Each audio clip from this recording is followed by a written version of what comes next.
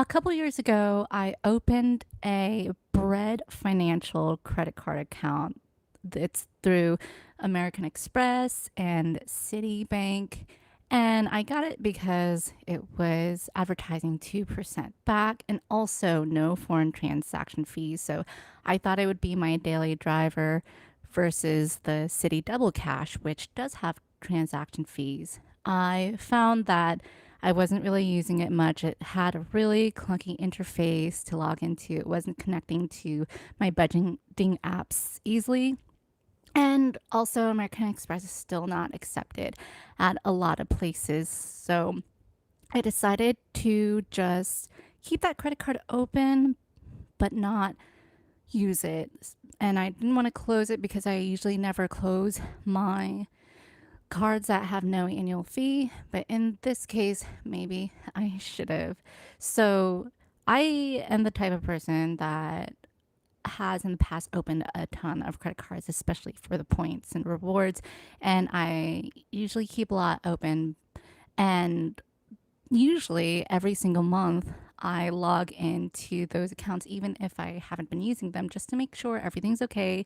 The balance is zero still, and I was doing that for this card. And then I got lazy these past couple months this year. And I was like, it's been fine checking it for over a year now. And so I'm just gonna leave it be. And one of the biggest things that contributed to that is because it was just so clunky to use and log into and check my account. So I was like, I'll just leave it be. It'll be fine. Well, once I started doing that, one day I just decided to open up a monthly statement email from that card. I get a monthly statement every month. I never pay attention to it. This one day in early August, I decided to just open it just because. Well, wouldn't you know, there's a charge on there, and it's a charge from a fraudulent account. The vendor showed like gamma.ai, and it was from somewhere in San Francisco. And so I definitely did not make that charge. And it was posted in June. So not only did I have one late payment, I had two late payments. And so that's where I really need to take action right away. So immediately I called my credit card company, the number on the back of the card, and got in touch with the fraud department. They confirmed that that was actually a known fraud vendor, and it's been hitting multiple accounts. So they were able to remove that charge and also let the late fee associated with it. And so I also requested for them to send me in writing something that said, this was known fraud, and my account's been in good standing other than this. And it has been able to be removed. And so I did that, and I opened a fraud case with the ID theft government website. So at their .gov website. So I opened a case with that just so I have something logged. And so I have like a paper trail, like, yes, this is more proof in case I need to send to the credit unions and credit report companies what I've been doing. So I opened that, and then I contacted one of the three credit bureaus. I contacted TransUnion over the phone, and I put in a fraud alert. And that what that does is makes it harder, requires more checks when you or someone else tries to open any credit accounts under your name. It doesn't necessarily help alone with fraudulent charges on existing accounts, but it was just an extra security measure that I put in that was easy to do. And it usually lasts by default for 1 year. You could extend it, I believe, just for a fee if you need it longer. But I put that in, and my credit score at that time had not been affected yet when I found out. because it was June and when the charge happened, and then we had 2 months of late payments. However, I knew that it would start showing up on my credit report soon. So that's what I did the first day. And it definitely showed up very soon because the next day, uh, I checked the fraudulent charges. They were gone from my credit card account and the late fees were gone. So it was back to zero. So that was pretty much resolved on that side. And then I got a notification that my TransUnion credit report score had changed and it dropped significantly. By how much? It dropped over 100 points. So I was not in the same even bracket or standing of credit score anymore.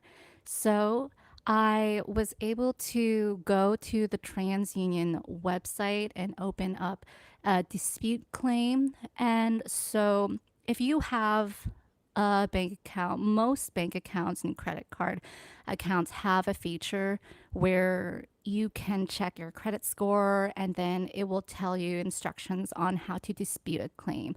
For me, it was my Capital One bank account that alerted me. So it wasn't related to my Capital One's not related to Bread American Express Financial at all, but they were the ones that alerted me, and I was able to go through the app and pinpoint like, yes, this is what the TransUnion report shows, and it had links saying if you see something wrong or if there's fraud that happened, or if you need to dispute this claim, you go through this website. So it redirected me to the official TransUnion website, and I was able to open up a claim there. And also, I wanted to know like what was the balance that I had on my account prior to me taking off the fraud charges, calling customer service. The balance was only $57. So it doesn't matter how small the balance is. It could be $1, it could be $1,000. If you have more than one late payment, late fee, it could significantly impact your score. And for me, it dropped over 100 points. So going back to the TransUnion website, I opened a dispute claim and I tried to provide as much details as possible related to the case. They guide you through it. So I provided them the latest bank statement, any case numbers related to the ID theft.gov website that I opened, any letters from the bank as well, the details and dates of the transaction. And so I submitted that, and it didn't take too long for them to reply back. Within 2 days, I got an email from TransUnion. At first, they alerted me that my case, the result of it was that it said deleted or deletion. And for a split second, I got worried that they completely dismissed my case and just deleted my case without doing anything. But what had actually happened is that they were able to take my information and they just kind of completely deleted and wiped out the Bread Financial credit card line from their credit reports altogether, which I thought was kind of interesting. So it doesn't show in my current credit cards or credit accounts. It doesn't show in my history of credit accounts at all anywhere on the statement. And my score was able to shoot back up within the next day, back to over 100 points more. And so it recovered, and within a few days, everything pretty much was pretty much rectified. But I knew I had to act fast and act quickly. So, yeah, that is how I resolved it on my end. Now, I might still need to reach out to the other two credit bureaus, Equifax and Experian, but I didn't receive any alert yet that my score has changed with them. So we'll see. I'll update if I need to do anything with those two as well. But at least with TransUnion, and then I double checked through my Capital One app, the credit scores there, they or backup. So that was good to know. So, what did I learn from this? Well, I realized that fraud accounts and fraud charges unfortunately happen more frequently than we expect. I've had credit cards in the past that have had fraudulent charges made, and usually I catch them really quickly and they never get into a late fee. But I realize I need to be more diligent the the credit cards I have open and any accounts that I have open as well. And other things I did put in place is the same day that I found out that that happened, I reviewed all of my credit card accounts across the multiple websites. And just to make sure the others are at zero balance too, I put a freeze on the cards that I'm not using. And I have a gripe specifically with the American Express provided cards from the American Express website and stuff. They only allow you to freeze your card for 7 days. And I'm just like, WTF? What's the point, you know? So that's a gripe I have. And I'm going to be working toward closing all those accounts and really all the accounts that I don't use anymore. And so I went through, froze the cards, and I also set up alerts, additional alerts. So every time there's any sort of transaction over $1 or anything, I will get a text message. So that will help with that. That particular transaction for my bread account that had the fraud transaction, it was only a $12 transaction, but because of the two late fees and like $30 or 20 something dollar late fees on tops, it added up to over 50. And so it's still small balances, but it could affect a lot. So, and I also wanted to go through what I think caused me to be in this position as someone who's usually very strict, very meticulous about their finances, has everything in spreadsheet. And so the first thing is that I just had too many credit card accounts open that I wasn't using. And I have been working on this recently, especially this year, where have been changing my mindset to not chase points and rewards as much because I'm in a fortunate position where I don't really need to worry about that. And one of the big reasons is because it opens you up to more risk like this happening. So, definitely having so many accounts open, that's one of the things. Two is that I got lazy with checking the accounts, particularly with this bread account. It just kept failing trying to connect to my regular Empower personal capital application, which I use to check most of my accounts and budget. So if it's not there, then I can miss it. And I have missed accounts in the past. Actually, I have gotten late payments in the past where it was actually my fault, not for fraud, where I missed it because the bill didn't show up on the app. So I did make a point to log into the website, but for this one, on top of it not connecting with the Empower website and it being so clunky to use the app, I just kind of left it. So I got lazy on checking it as well.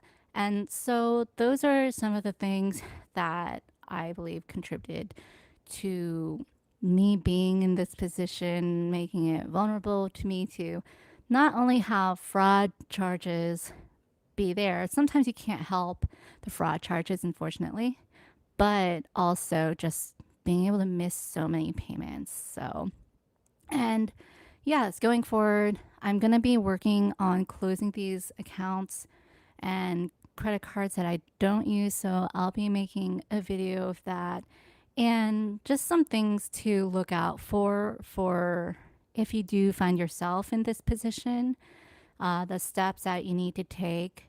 For instance, if you find that you have a late payment, while you do need to take action fast, you don't necessarily need to be totally alarmed, because if you're able to rectify it fast, it could be resolved within a few days, like in my case. And if you miss one payment or get charged one late payment, you might be okay with your credit score if you just call your bank account within 30 days of getting that late payment. And even if it's your own fault where you might have like been just distracted or just missed it, you can usually get that late payment reversed. You still would have to pay your balance, but you could usually get that late payment reversed, especially if they see that you've paid on time in all these years and in the past as well. So that's happened to me, and I was able to get that reversed. And that usually doesn't show up on your credit score because they only usually send it to the credit score companies after 60 days of being late. So you usually don't have to reach out to your credit score company, the Experience, TransUnions, or others, if it's just like one payment, but you would just have to check.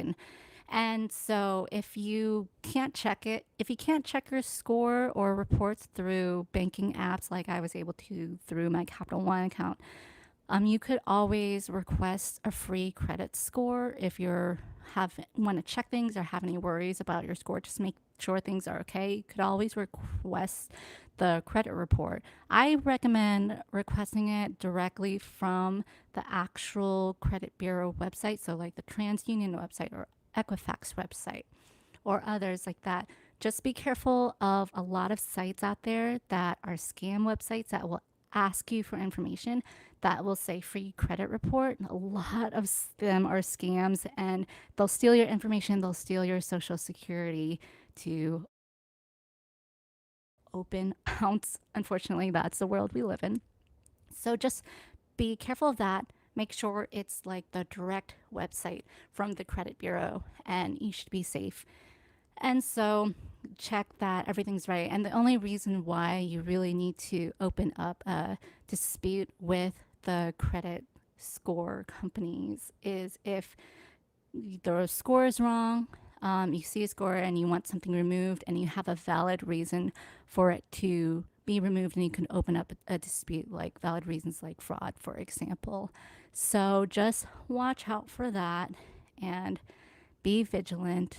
And yeah, I just wanted to share that even someone like me who's super OCD, meticulous about their finances, can make mistakes and slip up sometimes and just have their credit score fall by 100 plus because like a fraudulent missed payments too. But just something to keep in mind. And I hope you never run into this issue, but if you came across this video, I hope it gave you ideas to at least be a little bit more careful when opening up credit card accounts. Set those alerts right away so you get notified of anything.